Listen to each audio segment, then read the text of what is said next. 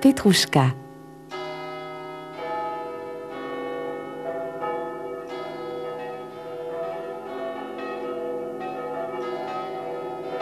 Les cloches sonnaient à toute volée au-dessus des toits de Moscou. Un chœur de carillons leur répondait au-delà de la cité. C'était Mardi Gras, le jour du grand carnaval. La place de l'Amirauté grouillait de monde. Il y avait des bateleurs partout, des hommes forts soulevant des haltères, des cavaliers montant à cru de petits poneys agiles et plein d'avaleurs d'épées, de cracheurs de feu, de jongleurs et de danseurs. Mais c'est sous la tente aux couleurs vives du montreur de marionnettes qu'il y avait le plus de monde. Le marionnettiste, dont les yeux noirs brillaient sous un bonnet de fourrure, clamait. Vous allez être les témoins, mesdames et messieurs, d'un spectacle qui n'a jamais eu son pareil dans toute les Russies. Les marionnettes que vous allez découvrir aujourd'hui sont différentes de toutes celles que vous avez pu voir jusqu'alors. Elles vont prendre vie sous vos yeux.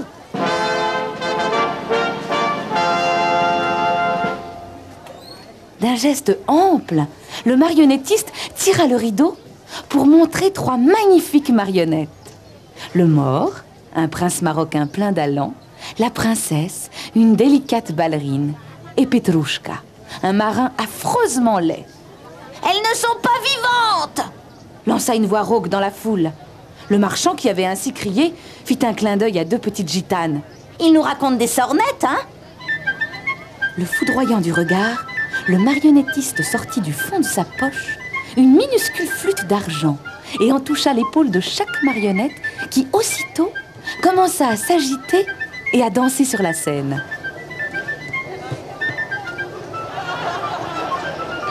À la fin du ballet, la foule applaudit avec joie et le marchand jeta une poignée de roubles en l'air, s'esclaffant bruyamment.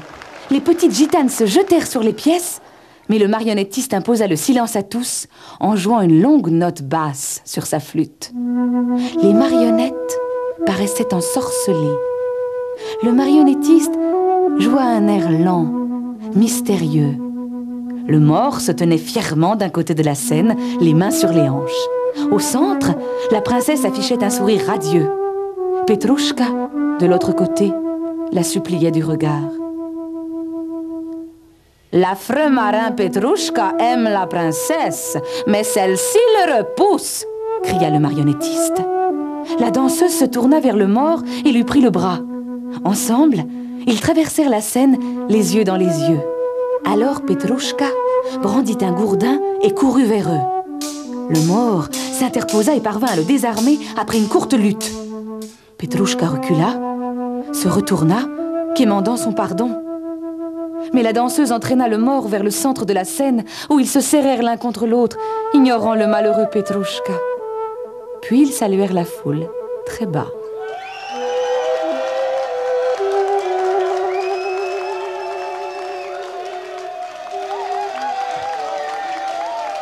Ainsi le mort épousa la princesse et le marin devint leur serviteur. Dernière séance à 4 heures, précisa le marionnettiste en saluant et refermant le rideau. Il circula parmi la foule et ramassa de nombreuses pièces dans son bonnet de fourrure. Puis il s'assit sur un banc derrière le théâtre pour compter ses roubles. La journée avait été bonne. 5 représentations seulement et déjà une petite fortune au fond du bonnet. Il fit un bruit de gorge, une sorte de gloussement, puis ferma les yeux un instant pour mieux savourer son succès. Pendant ce temps, derrière le rideau, les marionnettes s'agitaient dans leur loge. Petrouchka pleurait. Je déteste ce marionnettiste. Pourquoi m'a-t-il fait si laid quand la princesse est si belle? Si seulement j'avais la beauté du mort, si je savais danser comme lui, c'est peut-être moi qu'elle aurait aimé. Il sauta sur ses pieds et esquissa quelques pas maladroits vers la scène. Il faut que j'apprenne à danser. Il le faut. Ensuite, je tuerai le mort et j'épouserai la princesse. À ce moment, Petrouchka remarqua que la danseuse l'observait de sa loge. Gracieuse, délicate comme un oiseau, elle vint vers lui en marchant sur ses pointes. Le cœur du marin bondit. Il essaya de danser avec elle, mais il ne savait pas. Il trébucha et tomba de tout son long sur le sol. Il était désespéré. La danseuse en eut vite assez de la maladresse de son cavalier. Elle quitta la scène tout en continuant à danser. Dans sa loge, le mort s'entraînait au sabre face au miroir. Il allait et venait, fendant l'air, frappant des stocks de taille. Mais lorsqu'il vit revenir la danseuse, il battit joyeusement des mains, claquant des talons tandis qu'elle glissait vers lui. Tous deux entamèrent une danse effrénée. Petrouchka les observait. Et il ne lui fut soudain plus possible de supporter la vue de sa princesse adorée dans les bras du mort. « Lâche ma princesse !» cria-t-il. Il se jeta sur le mort en brandissant un gourdin. Dehors, la foule se rassemblait devant le théâtre pour la dernière représentation. Les coupoles dorées étendaient de grandes ombres sur la place où les gens attendaient pour voir le fameux spectacle de marionnettes. Le marchand était revenu avec les deux jeunes gitanes. Il y avait même un ours savant avec son maître. « Mesdames et messieurs, vous allez être les témoins d'un spectacle qui n'a pas son pareil dans toutes les Russies. Les marionnettes que vous allez découvrir aujourd'hui sont différentes de toutes celles que vous avez pu voir jusqu'alors.